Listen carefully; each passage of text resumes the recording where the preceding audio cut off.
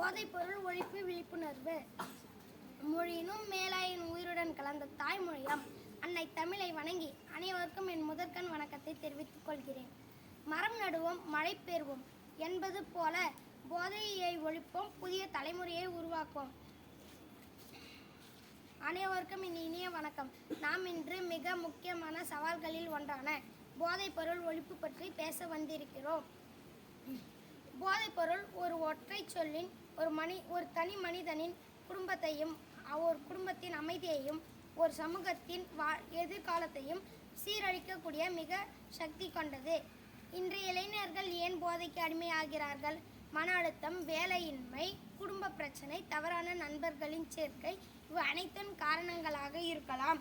போதைப்பொருள் ஒருவரை உடல் ரீதியாகவும் சிதைக்கிறது. கல்லீரல் பாதிப்பு, நுரையீரல் நோய், மனநல கோளாறுகளால் என எண்ணற்ற நோய்களுக்கு இது வழிவகுக்கிறது. ஒரு போதைக்கு அடிமையானவர்களுக்கு குடும்பத்தின் தலைவராகவோ தாயாகவோ இருக்கும்போது அந்த குடும்பம் மிக பெரும் துயரத்தை சந்திக்கிறது. குடும்ப பிரச்சனை, வன்முறை, வறுமை, பிரிவினை என பல பிரச்சனைகள் உருவாக்கிறது. போதைப்பொருள் பழக்கம் சமுதாயத்தில் குற்ற செயல்களை அதிகரிக்கப்படுகிறது.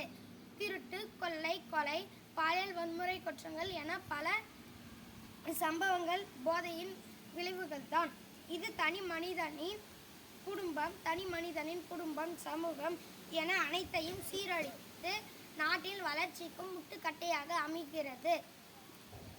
போதைப்பொருள் ஒழிப்பு என்பது ஒரு அரசாங்கத்தின் கடமை மட்டுமல்ல, ஒரு தனி மனிதனின் பொறுப்பும் கூட.